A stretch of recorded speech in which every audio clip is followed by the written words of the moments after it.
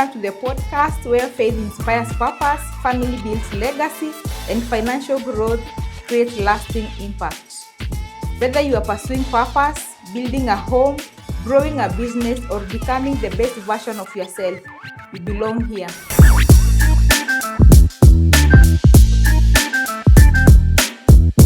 Your space for meaningful conversations, practical insights, and transformational ideas to help you grow spiritually, strengthen your family, and achieve financial success.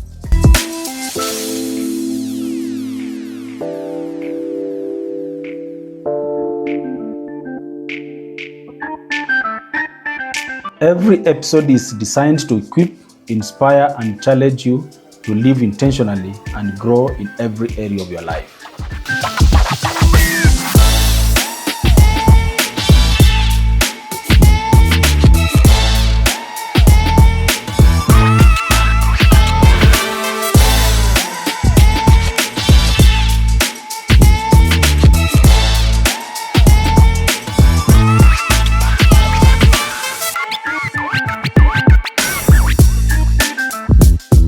Welcome to Triple F, where growth begins from within and impact reaches beyond.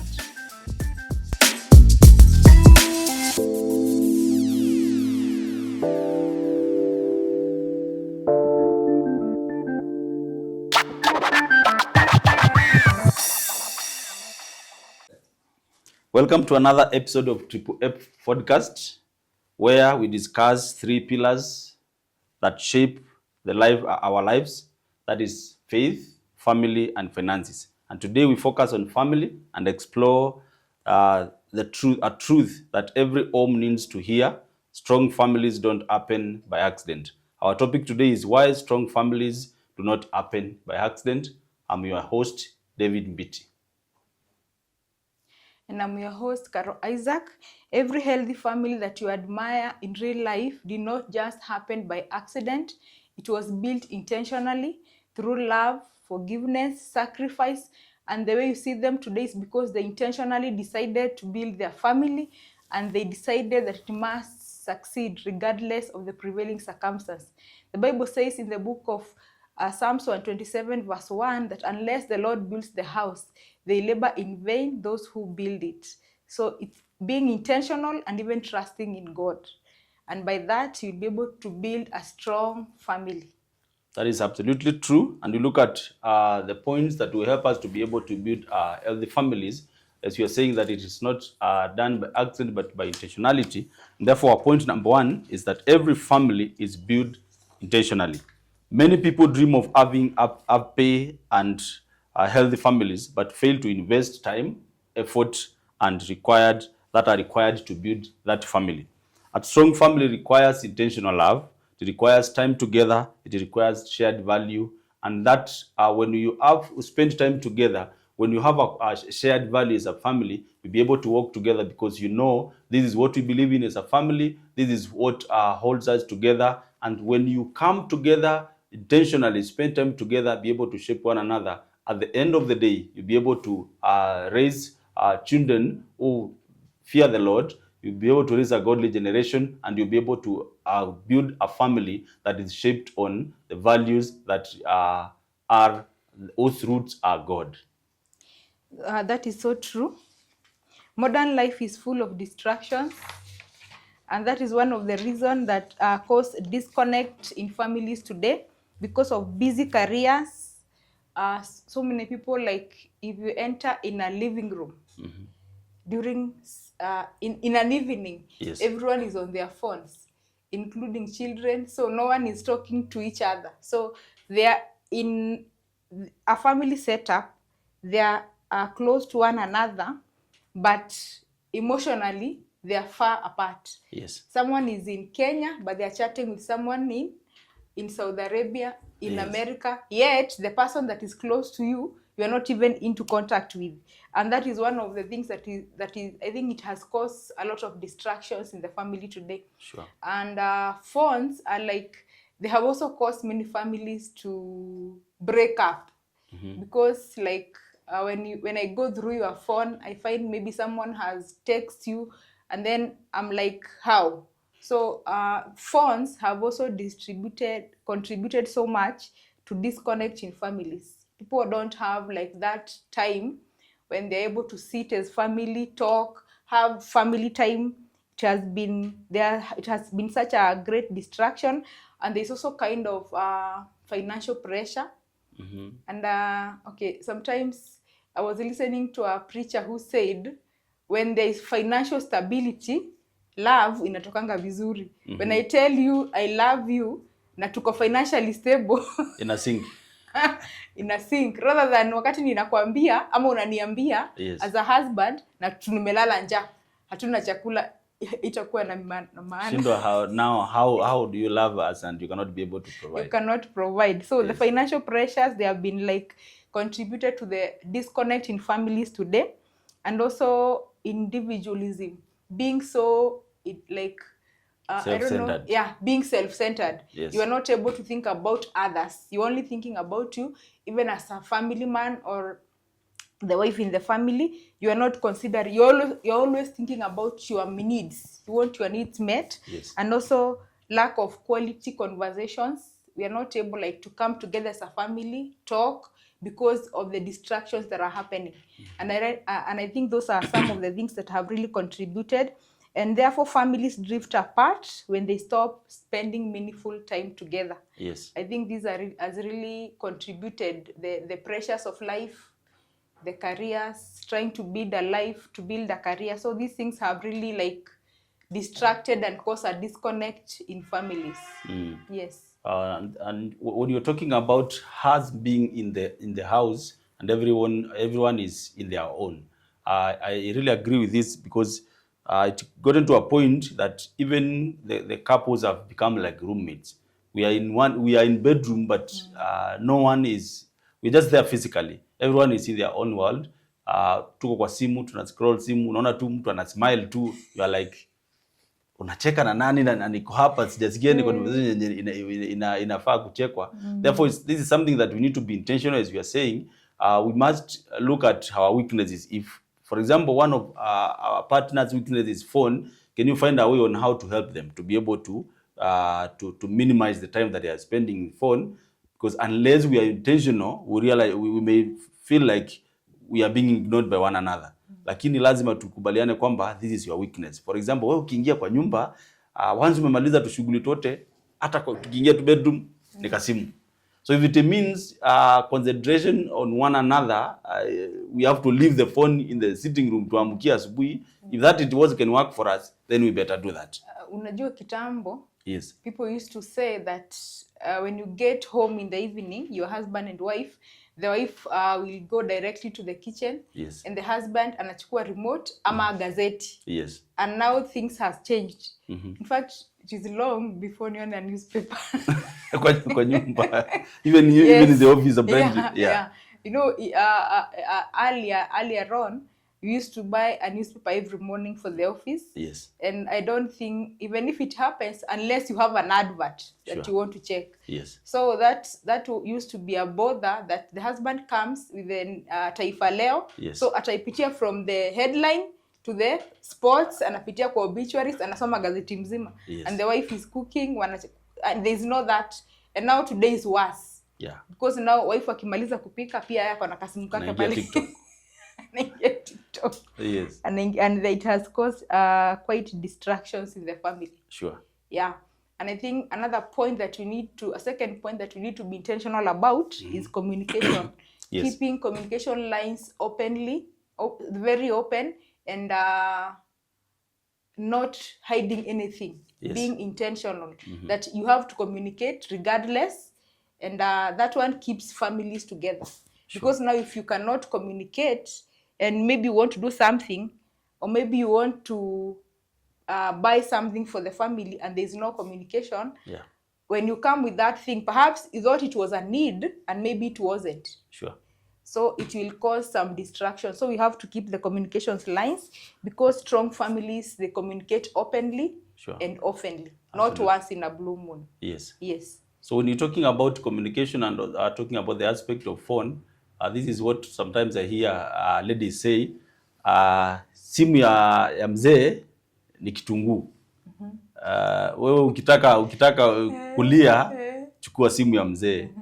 Something that I myself do not believe in, because if we have decided and we came together to do this life together, there is nothing that I should be hiding to my wife, such that simu yangu iko na password, hata akichukua kama nikiwa lazima aniletee nimtolee password. Wengine wanaweka even facial recognition, sasa lazima aniletee niangalie hivi kwa yenyewe ni mwenyewe alafu nimpe. What is your take on this? Personally, I tend to think if you put so many passwords in your phone, there's something you're hiding. Sure. Because if there's nothing to hide, why? Why should I put so many passwords? If we are doing life with you, and we are sharing so other sensitive things, why not the phone? Yes. If I can't pick your phone, maybe I run out of credit and I want to call someone. Yeah. Why can't I pick your phone, even if you are somewhere, you're maybe in another room, and call, but I have to come and ask you, you give me the password. Yes. I'm your wife, I don't know the password, even the kids, nobody knows the password. There's something that you're hiding. Sure. Even if you try to defend yourself, there's something that you're hiding. You will find people, they have the screensaver, they have a password. Yes. When you go to messages, they have password. WhatsApp. When you go to WhatsApp, there's password. When you go to every app has a password. What are you hiding? It means there's something fishy. There's something that you are hiding. Yes. So it's good to keep our communication. If there's nothing you're hiding, then let me be able to get through. Even to your, there's nothing wrong. Even me going, even if I decide to go through your phone and see maybe how you are chatting, although now that one is so controversial in today's society. As you were saying, ukitaka kulia pitia kwa simu ya mzee. Yeah.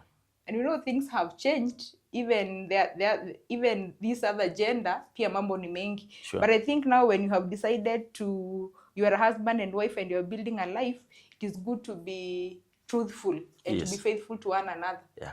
Because as we said in our previous episode, you are building a legacy that you are passing even to your children. Next generation, Yes. Yeah. So the issue of phone, I think it should, if you have a password, let your partner know. Yes. Yes. You can even faint in the house and we need money. Are we going to get, sasa umefaint, unahitaji kutoa M-Pesa na sasa wewe hauwezi. Hamwezi access simu sababu sasa mnangoja hadi nifufuke ndio niwape password. So hiyo point imesumbua watu wengi sana, and in my opinion, as you're saying, if completely there is nothing you're hiding, then sioni haja ya simu kuwa na password everywhere, hata kama iko na password sababu ya kuzuia mambo mengine kama watoto kuingia anyhow.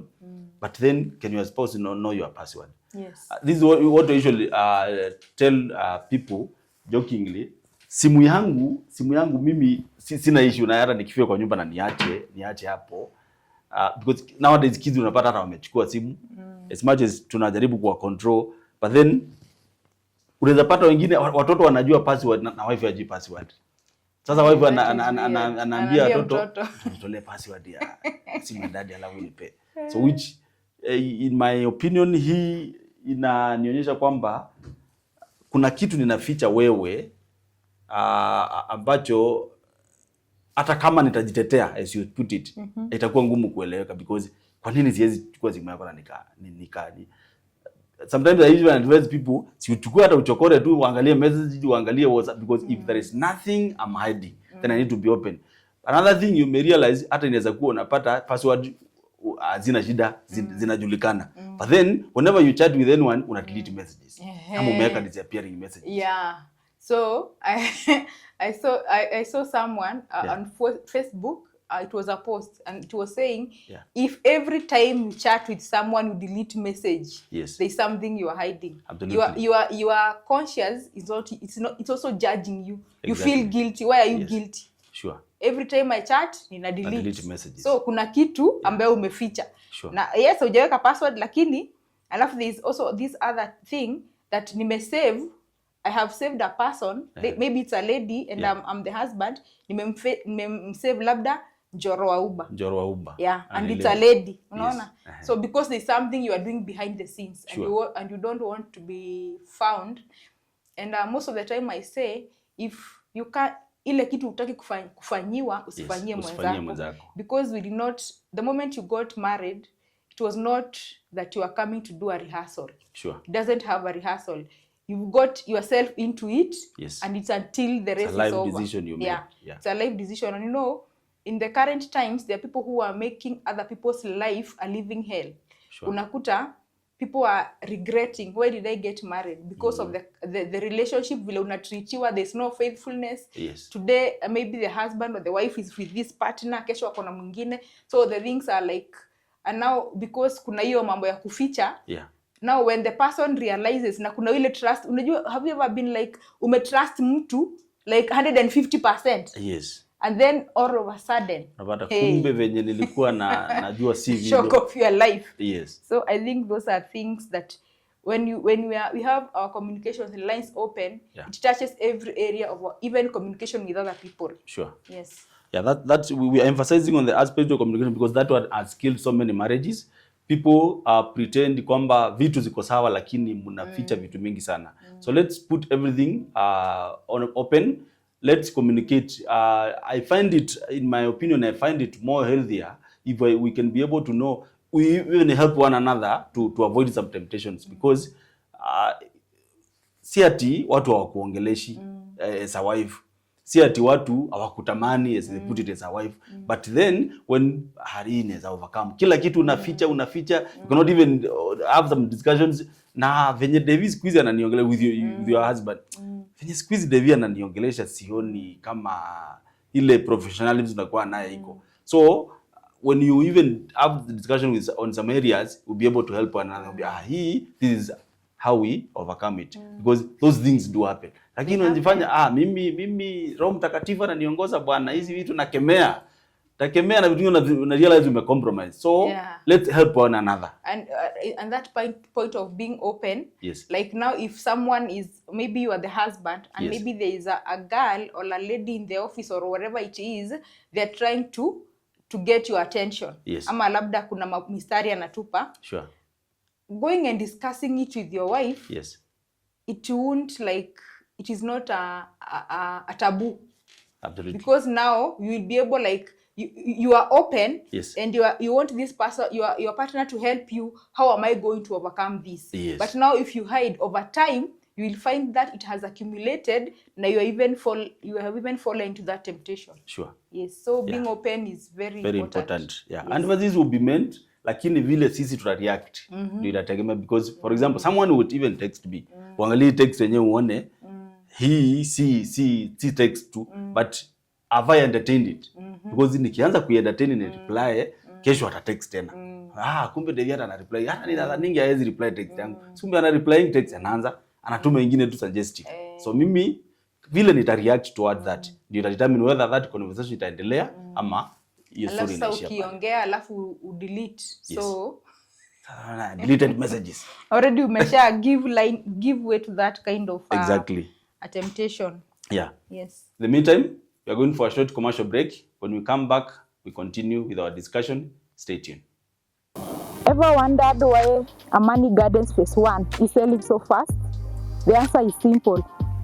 Ready title deeds, prime locations, only 500 meters from the highway, and is right next to Leyson African Resort, making it perfect for residential homes and Airbnb investments. Book your free site visit every Friday. Visit our office at Nenkai Plaza, second floor, room 308, or visit our website at www.mirisaproperties.com. Mirisa Properties, where you invest with confidence.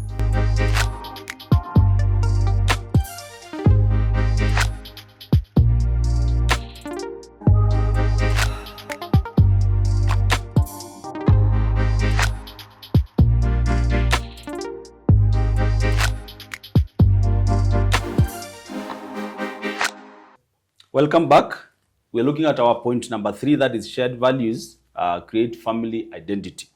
Families become strong when everyone understands what that family stands for. You need to build families on this point, that everyone in the family knows that what we stand for. This is what we stand for as a family. The husband knows this is what we stand for as a family. The wife knows this is what we stand for as a family. Children know. An example of family values is faith. Do your children know the faith that you profess? Ama mambo ya imani sisi tumejiachia tu kama watu wazima, tunasema tutaanza kuwafunza wakati wamekuwa watu wakubwa. Wanafaa kuanza kujua imani ambayo tunaamini as early as they are, because when we walk together with them, now when they get there, watakuwa tu wana flow na sisi. As early as they are infants. Yes. Honesty, respect, hard work, integrity, generosity. Teach them, pass them to our children, because when they grow up wanajua kwamba hii kitu ni mbaya. Unaona hata kakikozea kako remorseful. They even come to apologize even when you have not even realized. Daddy, I'm sorry I did this and this. Sababu wanajua this one is a value that we uphold as a family. Therefore, let us learn to train them as early. Even the Bible says in Proverbs 22:6, train up a child on the way they should go, and when they grow up, they will not depart from it. So what we are training them now, tusione kama kwamba ni watoto, haitawasaidia. Actually, it will be of great importance to them when they grow up, because ni kitu ambayo wamekuwa nacho. Kuliko kungojea wamekuwa watu wazima, ama wamekuwa sasa watu wanaweza reason na sisi pamoja, it becomes so hard. Utaanza kuuliza, but mimi hii kitu sijaiona ikifanyika tangu nikiwa mdogo. And you're like, tangu ukiwa mdogo, so ulikuwa unajielewa ukiwa mdogo. So these things wanazi observe, wanazi value, hata wao wanazipenda. So ni sisi to ensure kwamba vile vitu ambavyo vinafaa kupitishwa kwa watoto wetu na jamii, we make sure that we train them upon those areas, because they learn more from what our parents do consistently. If you are a family that value prayers, watoto watakuwa watoto wanapenda maombi. Kama ni watu ambao mna value mambo ya Mungu, they copy this and they escalate it as they continue to grow in life. Yes, that is true, because a family culture is built by what the habits that we do daily. And being consistent about the habits that we do as a family. What do we prioritize? And we're talking about the habits, like for example, you see, like nowadays, there's no, like now when we were growing up, ukitoka shule unakuta there is a line of chores, labda fanya hivi, osha vyombo, fagia, endea labda kama ni maziwa wengine wanaenda kukamua. But nowadays, the larger, I don't know, the larger population is in an urban setup.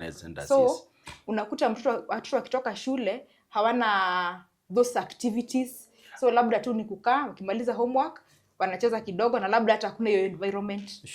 Wanaenda kuwatch TV. So even as they are watching, what channels wewe unaruhusu? Recently I was having some candid conversation with some teens, and we were like asking, and another teacher jokingly akauliza, what channels are there in the TV? And now they were saying kuna hii, and then they mentioned one triple what? You need triple P. Yes. Mimi sikukuwa najua, so and I got curious, because when one mentioned, they all laughed. And I wanted to know, so nikauliza, which one is that?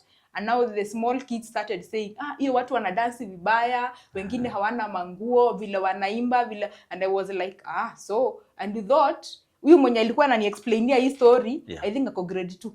So wakati niliuliza hiyo ni channel gani, and so the kids stood up, teacher wacha nikuambie. So akaanza kusema iko na hivi na hivi. So and I was like, as you were saying, unafikiria ni mtoto, haoni. So the habits ambazo unamfundisha, and you know, our eyes, our ears and our mouth, they are access to our souls. So whatever you allow them to see. And most of the time I say, even when my kids were younger, that when they could not make a decision, I am their eyes, I am their ears. So I'm the one who, like, even if it's dictate, I'm the one who decides what channel they are going to watch. Until when they are of a certain age, they can make decisions for themselves. If I did not guide them, then they will make a wrong choice. And if, you can guide them and they still make a wrong choice. So when you guide them and they make a wrong choice, there is a compass that is inside them. They are telling them, ni kama unaweza fanya jambo na mzazi alikuwa anakukataza. So as you are doing it, unasikia sauti ya mzee, ama sauti ya mama ikikwambia mbona unafanya hivi, ama nilisema usifanye hivi. And you start, wewe mwenyewe unaanza kujirekebisha. So when we guide them, and it's from early as kids, as wale watoto, even the toddlers, they learn. Kabisa. Unaona, unaweza sikia huyu mtoto anataka tu kushikwa, Kwa nini? Ameshajua. Ukimshika ananyamaza, ukimweka chini analia. So they start learning when they start building a habit. So we start doing this as early as they are. Yes. So we start training them and nurturing, because those habits, they build a culture. Sure. Unakuta labda familia, maybe the husband ana smoke ama anakunywa, na anaweza fikiria watoto hawaoni, regardless of how small they are. Yes. Huwa wanaona na and they testify. Sure. There is a practical example when we used to live with a neighbor. Their last born son, I think ndio alikuwa ameingia shule. So the mother is the one who was telling me, alienda, baba yake alikuwa anakaa kwa mlango ana smoke jioni akitoka job. Yes. Nataka sana amalize alafu ndio arudi. So one day huyu mtoto anaenda church na mama anaenda Sunday school. Alikuja akamwambia, "Daddy, unajua wewe hautaenda heaven. Yes. Wewe ni wa shetani. Unajua unakaa hapa unavuta sigara na watu wenye wanavuta sigara ni wa shetani." Hivyo ndivyo teacher alisema. So the mother was telling me from that day. Yes. Baba hakuvuta sigara tena mbele ya watoto. Hakuacha, but hakuvuta mbele ya huyo mtoto. Yes. So whatever we do, even if katoto ni kadogo, kanaona kabisa. Yes. Yeah. So it is very important. Yes. What are we ni mambo gani tunapatia priority kwa familia? Sure. Do we sit our kids down and talk to them? And you know, when you sit them down na unawaelezea, even in their own personal life, when they are with their friends, yes, they will be able to tell, hii ulikuwa unasema hii hatufanyangi kwetu, yes, hii hatufanyangi, hatuongeangi, hatufanyangi hivi. So it's good to be intentional and build the habits that you are doing. Ujue it's a culture you are building. Yes. And the culture that you are building, it's not only for your children, for generations to come. They will pass it to your grandchildren. Yes. So what kind of grandchildren do you want to see? Yeah. So you start nurturing them today. So it's very good to decide to be intentional, even the kind of legacy that you are building for our families. And it is being intentional, as we were saying, and it's not easy. That's true. It's not easy. It calls for commitment and sacrifice, and desiring that this is the kind of sometimes maybe there is a kind of family that you grew up in, and you feel now that you are grown, you feel zile tabia za kwetu sitaki kuziona, sitaki kupitisha. And now that's when you stand up and break that like, what do I call it? What do I call it? Ile kitovu. Code. It's called code. You are the one who now to decide and to break the code. Yes. Because for sure, most of us did not come from families that were so that good. Yes. So you must be intentional. Sure. Because you feel, this is not, because now you know. Sasa wewe umekuwa mkubwa, unajua hii sio yenye ningependa kuona. And someone was saying that even parents ama wale watu, and I'm sorry to say, those who maybe zile kazi wanafanya ni they're in the black market. Maybe they are prostitutes, whatever they are doing, because they are good parents, they wouldn't want their children to know. Because maybe they are doing it for lack of something else, or maybe for a wrong decision, but they wouldn't want to pass it to their children. So they hide it so much because they understand whatever I'm doing, you know, something that is being a generational transfer. It comes with a lot of impact and a lot of power. So it's like ukiwachia mtoto inakaa na double portion. So it is good to be intentional. What legacy are you building? And not only building for today, but you are building for generations to come. Absolutely. Yes. So lazima tuangalie sana ile mambo tunapitisha kwa watoto wetu, sababu itategemea kizazi ambacho tunakuza. And as she puts it, if this is what I'm doing with the energy that I'm having now, nikipitisha kwa mtoto yangu, ataifanya even times 10.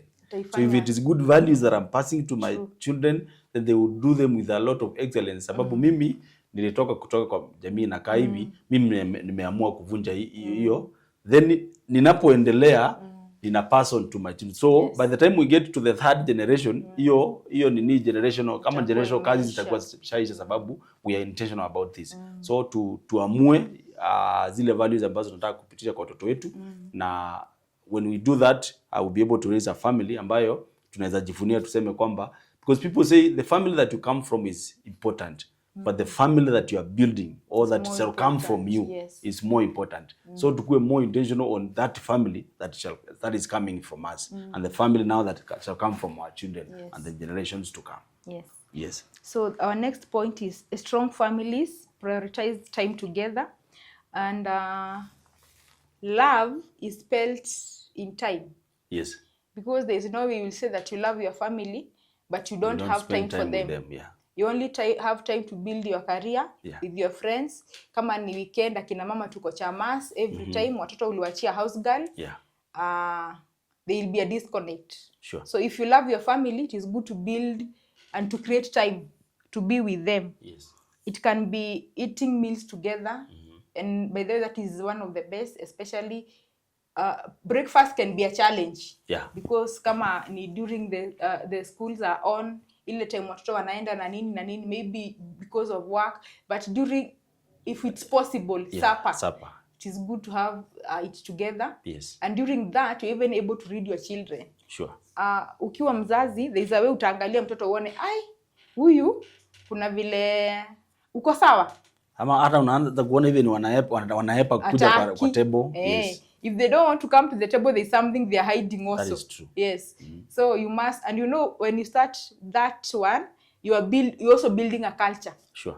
And they will understand mealtime together is a must for our family. Yes. And when by that time you're able to interact, unajua vile siku ilikuwa, Yeah. you're able to read even their emotions. Sure.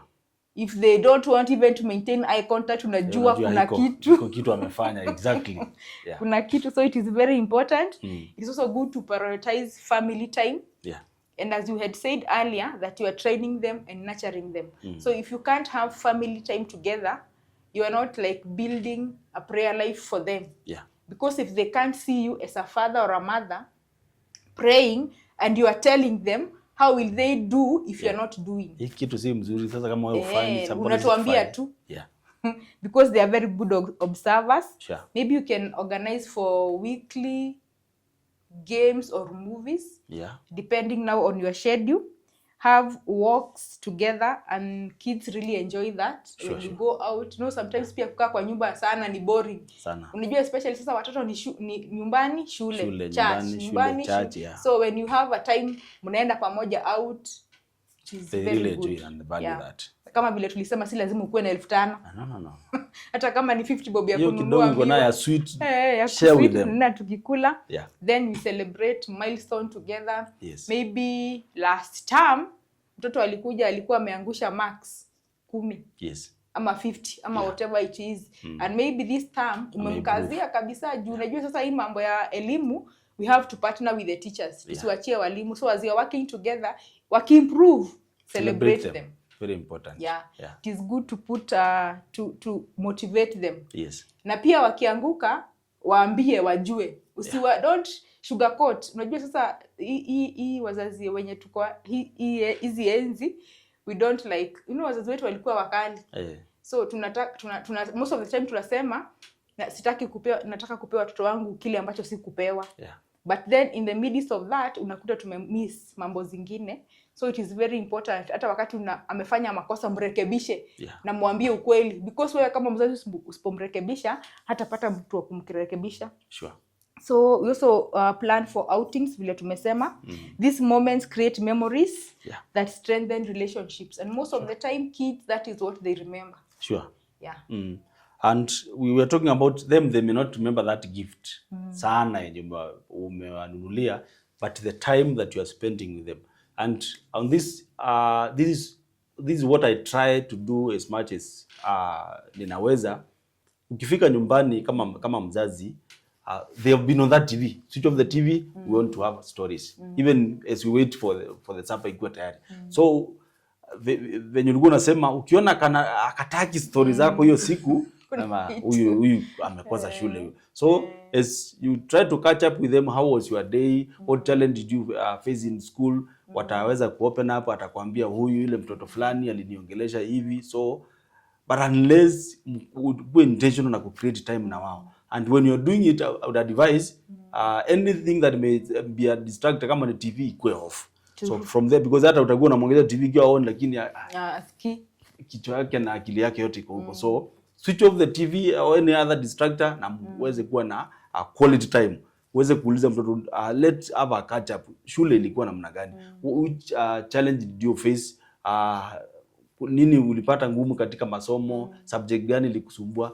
Even as you help them do the homework, wataweza kukuambia mwalimu wa hesabu hapa kuna kitu alifunza si kuelewa, ama alikuwa too fast. Unamuuliza na uliambia mwalimu, because kuna wale wana grow out of fear kwamba mwalimu hafai kuulizwa swali, mzazi hafai kuulizwa swali. So unless now we show them that it is okay kuuliza swali, it is okay even kuuliza mwalimu swali, wana grow na ile courage wakijua kwamba so kama kitu sijaelewa ninaweza uliza, bora I do it respectfully. So we must be intentional on building time, because we are saying that they might not even remember the gifts. Lakini ile time daddy tunaendanga outing na daddy anatupelekanga tunaenda kucheza huko kwa kiwanja na yeye, they really value that time. Hii time tunaona, let us not be that serious na watoto wetu. Sometimes va kinyasa enda cheza na wao as young as they are. Yeah, value that time.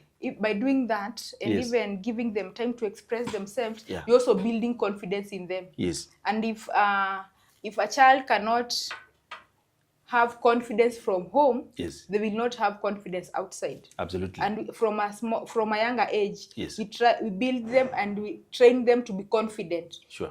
And we do this by, like, when we are saying that you should have prayer time, let them give ideas, let them pray, let them watoe prayer point, labda kuna kitu anataka aseme ni nini, then give them an opportunity to share how the day was, let them explain, and by that they are building confidence. Na watajua kama naweza ongea na daddy, so and I'm so close, even outside, when I'm in school I can share. Now when you give them that room, if something wrong happened or bad happens, they'll be able to come to you.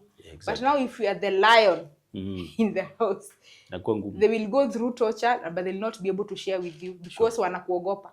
Lakini ukicreate time when hiyo wakati ambao mnacheza, mnatembea, you are bonding, you are having an ice cream together, watakuwa na ile time ya ile bond, na wakipata anything wrong ama swali, they will come to ask you without hesitation. Kwa sababu already you have built a bond. Yes. The next point, David. No, we are going for a break. Oh, tunaenda break? Yeah. Oh. We are going for a short commercial break. We'll be right back. Mirisa Properties Limited tumekuletea Money Gardens Phase 5. And the most question tunaulizwa ni, which highway is this? So this is the Narok Nairobi highway, and our project is just 300 meters from this highway. So twende kwa site niwaoneshe.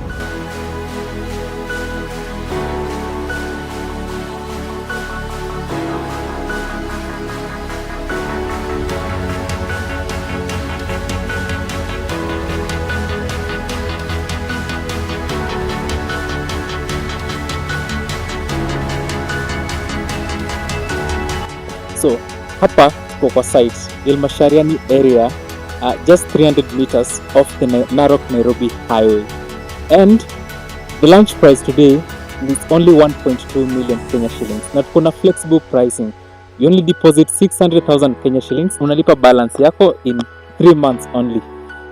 Unaweza tupigia simu kwa 0702613131 ama visit our website at www.mirisaproperties.com, ama utembelee kwa head office at Nenkai Plaza, room number 308, opposite Shell petrol station. Mirisa Properties Limited, where you invest with confidence.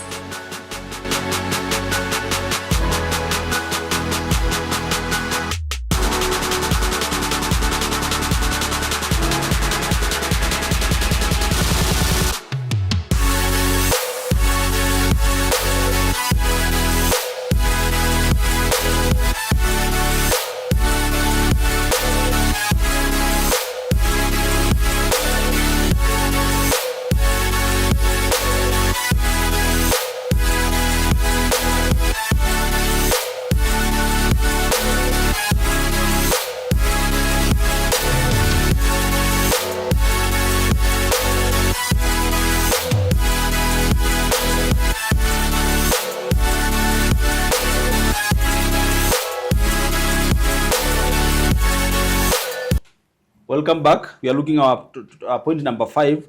Grace and forgiveness keeps families together. No family is perfect, and every family experiences misunderstandings, disappointments, financial struggles, and mistakes. But we are saying strong families choose forgiveness over resentment. This is the truth that we need to acquaint ourselves with. Hakuna jamii ambayo haina vita. Hakuna. Ati venye tulikuwa tuna kitambo tukichapa kwetu tunaanza kusema tunatorokea kwa anti. Huko kwa anti hata ndio kubaya. So ujue kwamba kwa Njoroge unadhani kwa Njoroge ndio kuzuri, hapa unakimbia kutoka kwa Kamau unaweza area hapa. And that is why people even say hey, it's better the devil that you know than an angel that you do not know. Wewe unaanza, and these are killed so many marriages and families, comparison. Wewe unaona vile watu wanafanya mambo kwa social media, unadhani ndani kwa nyumba mambo iko hivyo. My friend, saa zingine tunapigana. Saa zingine naamkanga even myself naamkanga naangalia waves wakati especially wakati amenikosea na shindwa. Na huyu kweli ni yule niliona. Imagine baya na huyu. But people ukipata hapa nje tuna smile, we are doing stuff together, unadhani ati hawa kila siku ni abujubuju. That is nothing like that. Saa zingine tunakosana, tunakwaruzana, but the most important thing after tumekwaruzana tunakuja tunaulizana nini tunakosania hapa. As you are saying communication, where is the problem? Ulinifanyia hili na hili na hili na sipendi. Na mimi nasema maybe nilifanya hivi kwa sababu ya hii na hii na hii. So how do we sort it out? Tunaongea, tunamaliza, tuna smile na tunatokea hapa nje. So kila familia iko na shida zake, na hata kwenu ukiwa unaona kuna shida usidhani kwamba kwa wenzako hakuna shida. Pia kuna shida zao. But the most important thing tumesema ni kwamba we choose forgiveness. Each and every other time, vile Biblia inasema 7 times 70 times. Yeah. Surely ninaweza kosea bibi yangu kweli 490 times in a day. Hata hiyo time na hata masaa iko. Hata nikiamua kumkosea every hour 3 times, bado itafika ile 490. So in short, forgiveness. You're saying forgiveness over resentment. Ukikosewa mkiongelea issue, tumemalizana na hiyo. I know it's a challenge to ladies, wanapenda kukumbuka sana, kutukumbusha ile siku ulikuwa umevaa t-shirt ya green, uliniambia hivi na hivi. But let's try, once tumesort kitu, tuachane nayo, tuimalize. So long as sijairudia tena, let's bury that one and move on. Because the moment tumeanza kukumbushana nyuma, this is what you did for me in the last 2 years, we will never heal. Kama tulikuwa tumekoseana. But once we discuss it, tumesamehana, tumeomba kuhusu hilo jambo, let's bury it, move forward. Yes. Yeah, forgiveness does not erase the past, but it creates possibility of a healthier future. Sure. And most of the time, and I think a bigger percentage, especially as we are talking that currently there is a rise in divorce even in churches. Kuna ile verse wanasemanga Yesu alisema that the only thing that can cause or that permits for divorce is adultery. Adultery, yes. And so there is room for forgiveness. And even if it can happen, there is always forgiveness. And if you choose forgiveness, that marriage will go on. Yes. But now when you are forgiven, don't repeat. And you were saying that as women, we don't forgive. I saw another lady pastor say that what we do if there was adultery, that I will wake up one particular day. You ushasahau. I wake up on a random day, ninaanza kulia. Unaniuliza ni nini? I'm asking you, don't you remember today? This is the anniversary of your adultery. I still remember. So, when we forgive, it is good to forgive when we ask for grace, because we are all human. As you were saying the other time, even as in this life, to understand we are also human. But usiende kufanya with intentionality. Ama even usamehewe leo, na tena kesho, unaona, you are hurting the other person. Na kuna mahali huwa inafika, especially for women, unakuta mtu amekosewa of course ile makosa kubwa inafanyanga ni hiyo mambo ya adultery. So unakuta mtu amefika mahali, that person is just there. Amekuwa numb. So regardless whether you do it or you don't do it, I'm here for the children. So hiyo marriage ilisha kitambo, lakini we are here for children. It is so very bad. It's very wrong. But I think most families watu wanapitia hiyo, that is what is the public domain. Even if tunaona kwa social media how things are happening, but I think that is mambo mingi iko hapo. Ama labda unasema because of the society, watu watasema nini, so ama wacha tu nikae, nitapeleka wapi watoto, especially now for women, so wacha nivumilie, wacha nikae. So but now when you as the offender comes out open, you are remorseful and you apologize, let us also have grace to forgive. Sure. Because even us, if we are not 100% perfect. True. And if we cannot, the Bible says that forgive one another as God forgives you. Yeah. So we also need forgiveness. We are not perfect. Every time we run under the mercies of God through forgiveness. Yes. So it's also good to give room. Absolutely. To the other person. And we have practical steps that can build a strong family. Some of them we had tackled. Time to pray together and consistently. Yeah. Schedule regular family time. Communicate honestly and respectfully. Yes. Eat together whenever possible. Na tulikuwa tumesema mostly supper inakuwa convenient ka weekend hivi. Sikuwa sasa weekend pia wewe umeenda mambo happy, umekutana na boys ama na the other girls. Alafu umesahau pia watoto. And even for forgiveness, it's also good to extend mercy and grace to our children. Wakifanya kitu hata kama ni kwa nyumba, hata kama amevunja kikombe, maybe ulikuwa umemwambia mara kadhaa, it is good to extend that grace because they are learning. Utajua, so you can be forgiven and you can forgive. As you forgive them, you are training them also to forgive. Others, so it is good to also extend grace to them. Celebrate each other's achievement. Tulikuwa tumesema kama wamepass exam, celebrate them. Celebrate them. Gift them. Maybe they were able to say a verse in church with all confidence. Celebrate them. Sure. And by doing that, you are building more confidence in them. Create, let your family values, wacha zijulikane na zikuwe open kwa watoto wajue. This is what we do. We don't do this. Invest in your marriage. Kama venye tulikuwa tunasema, you can have night outs. You are investing, have dinner together, even outside the house. You can go in a restaurant. Keep learning and growing together. Sure. And by doing so, our families will be able to be strong, firm, and we are saying that marriages is till death do us apart. Hii mambo hatutoki, kwa kina ndoa hatutoki. Tunakaa hapo, Mungu akitusaidia, na tunapoendelea kujenga hii ndoa, this is what I usually tell people, tusiangalie kwa wenzetu kunafanyika namna gani, because for example, Caro and Isaac, I want now to compare David and Peace. These are two different things. Just the way these individuals iko tofauti, hawa ni watu tofauti. Na sisi tuko tofauti. What brought us together? What are we, as we're talking about the shared family vision, what do we believe in?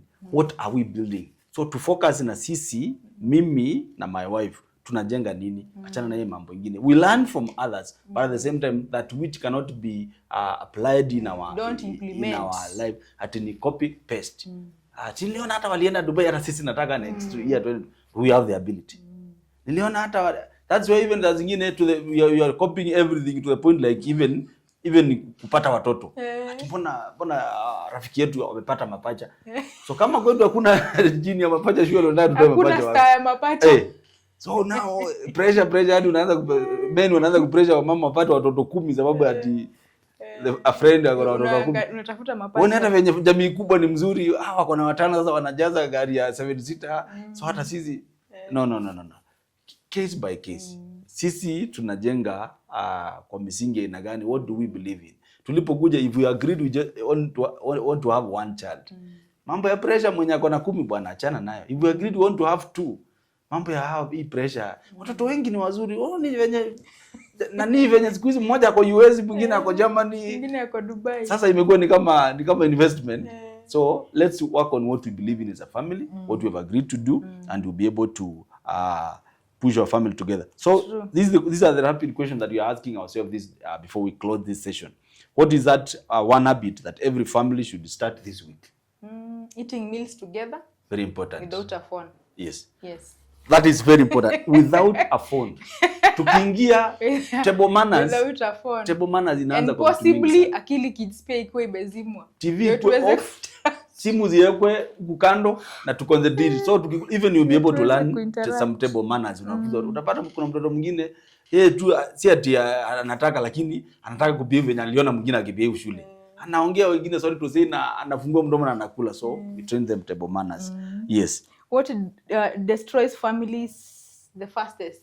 Neglect. Ulifanya kitu hata ni kama sikuona. Tulidiscuss kitu tukasema hii we need to correct here. Mimi I'm like there. Holy Spirit atasaidia. Hiyo neglect inaharibu relationships mingi sana. Even not families. Neglect inaharibu familia sana. Yeah. So what's one word that defines a healthy family? Commitment. Yeah. That to whatever you have agreed to do, yes. Yes. So we must make sure that we are committed. Tulisema kwamba this is the route to take, tunakuwa committed. So these are our takeaways from this episode today. Strong families are intentionally built. Healthy communication strengthens relationships. Shared values provide direction. Time together creates lasting bonds. And forgiveness restores and preserves unity, as well as faith should remain the foundation of the home. Yes. Closing challenge for this week. Choose one intentional action to strengthen your family. Yes. It could be sharing a meal, praying together, having an honest conversation, setting aside uninterrupted time with your spouse and without a phone, of course. Yes. And with television off. Small, consistent action can transform a family over time. Sure. Yes. And this is what we are committing. We are advising us to commit to. As Joshua said in Joshua 24:15, choose whom you shall serve. But as for me and my house, we shall serve the Lord. So we are challenging one another this week, kwamba let people choose what to do, but for you and your family, you shall work together. You shall remain united, you shall love one another, you shall be committed to one another, and we'll be able to build a healthy family. Yes, thank you for joining us today. I believe this conversation is going to help you and that you're going to be intentional and committed in building a strong family. And we said as you're building a strong family, it's not only your family, but you're building a generational legacy. So be intentional and committed to it. Thank you for joining us. God bless you. Remember, success is not only measured by what you achieve in business or in your career, but it's measured by that home that you can be able to build. Therefore, join us next time as we continue exploring faith, family, and finances. Until then, stay blessed. Keep being committed to your family. Keep raising a healthy family and keep being intentional. See you in the next episode.